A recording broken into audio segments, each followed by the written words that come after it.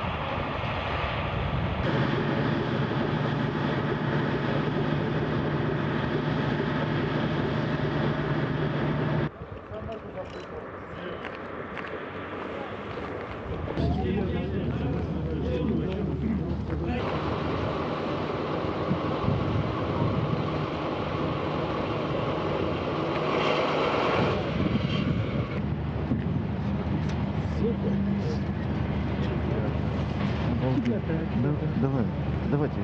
Little alien antenna, yeah.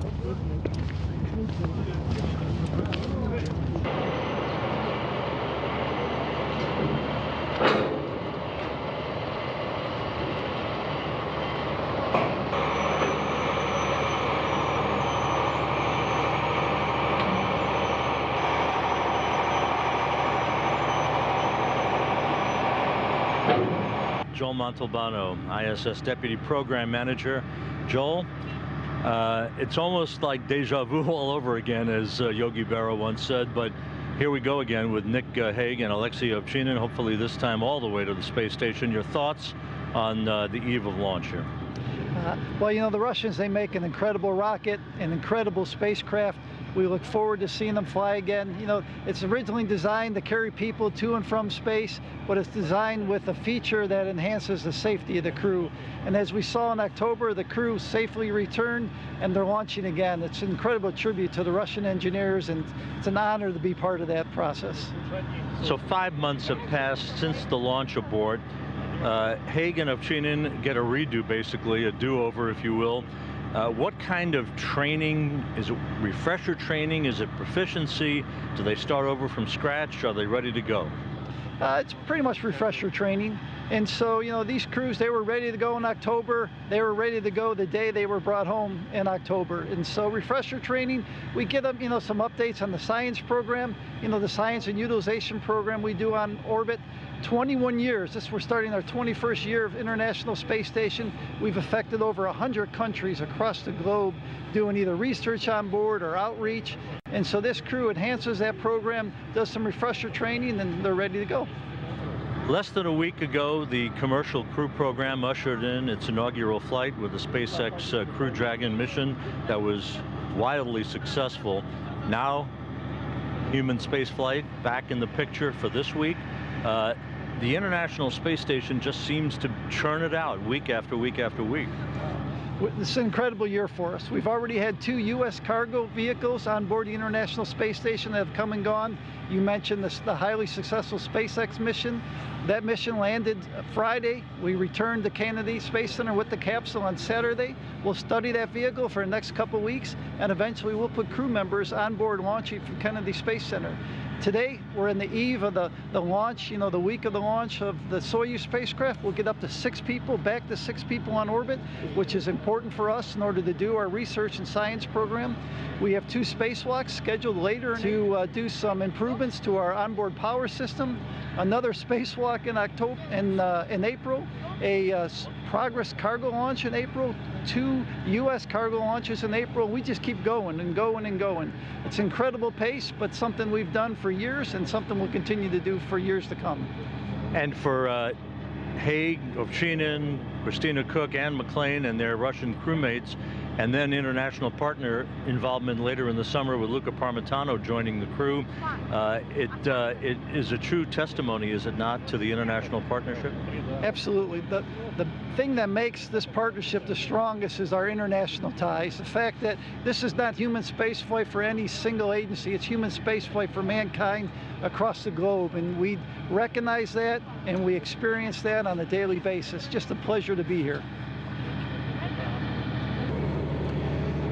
Bill Gerstenmaier, Associate Administrator for Human Exploration. Bill, 5 months have passed since a fairly harrowing day here with the launch abort for Nick Haig and Alexei Ovchinin.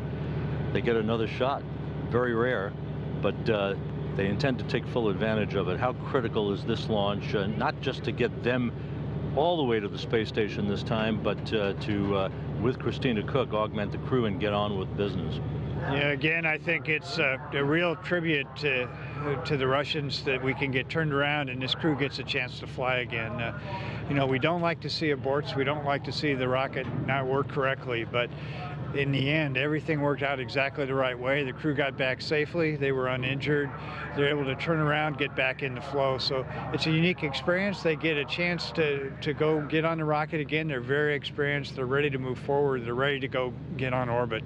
You know, again, it's important right now we get the crew back up to 6 here for a little while on board station. We get 3 more crew members up on station. There's a lot of research going on. A very busy time coming up with lots of flights. There's a couple cargo flights coming up. There's a bunch of EVAs planned that we've been kind of holding off on for a while, and it's time to get back to work and get stationed back up again and get flying again and continue this wonderful research we're doing on board the space station and we're doing on orbit. You know, we seem to talk about this topic almost every time we're in Baikonur, but the space station program, it's at warp speed. Less than a week ago, SpaceX Crew Dragon returns after a wildly successful mission to inaugurate commercial crew program, and here we are in Baikonur for a human launch. Your thoughts about the pace, how the pace can be sustained, and where we head from here as we almost complete 22 decades of space station? Yeah, again, I think it's really about being kind of measured in the pace, right? So it's not that, you know, we're sprinting or these things are happening fast. You do the planning, you execute, you're prepared if things are ready to go fly. If they're not, you have 3 or 4 backup plans behind you and you're ready to go continue to keep moving forward. So I think it's a tribute to the planning. You know, the coordination needed internationally and even with our U.S. providers is pretty phenomenal, but the program makes it all look seamless and then it comes together in these flights, and I think the outside world sees these and they sense maybe the picking up to the pace, a little bit faster activity, but I think from a program standpoint, this is kind of our stride. We're figuring out a way to make all this work, to make what is really complicated look easy, and that's what this team does, what this international team does, is they pull together, they work hard together, they work as a combined team to do these amazing things. They don't just happen in one day. They don't just happen when the rocket rolls out. It happens many years ago when pieces of this rocket are coming together. They're doing all the activities moving forward. So I think we see the end work, we see the culmination of all the work and the effort, but I think you really need to look a little bit behind the scenes and look how well integrated this team is working together. And in the background, but not so much in the background at times, another step on the road to Moon Mars. I mean, this is the prototype for the way business will be conducted. Yeah, again, I think you get a chance to see what we're doing on board station. There's some new life support systems on board station, and those are the second generation of life support systems that'll be used for Mars-class missions. And we're starting to turn around systems where we can recycle, you know, even more of the water than we do today. And we're figuring out ways to save propellant on board station. So we do zero propellant maneuvers. We're able to accommodate the Dragon vehicle coming up and docking without any real impact impact to station operations. We've had the batteries on orbit for a while that came up on HTV, but they've not been installed. They've been safely stored on the outside of station. Now we're going to get to go do the spacewalks to finally install those batteries. So there's a sense of patience you have to have in this program, that maybe everything doesn't happen instantaneously or doesn't happen at exactly the moment that you thought it would. But if you've got that long vision, it's amazing what you can occur. So I think what we're seeing here today is the beginnings of us moving from the moon to Mars and moving human presence sustainably into the solar system. That first step is really going to start here with this launch from Baikonur in a couple days.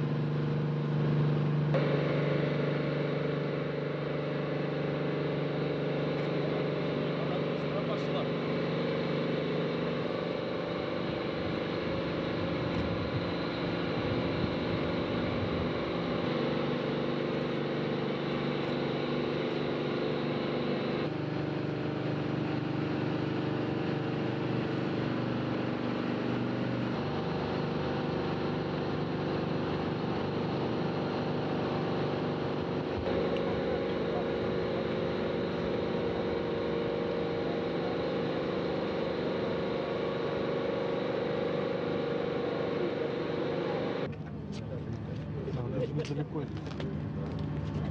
Быстрее, 15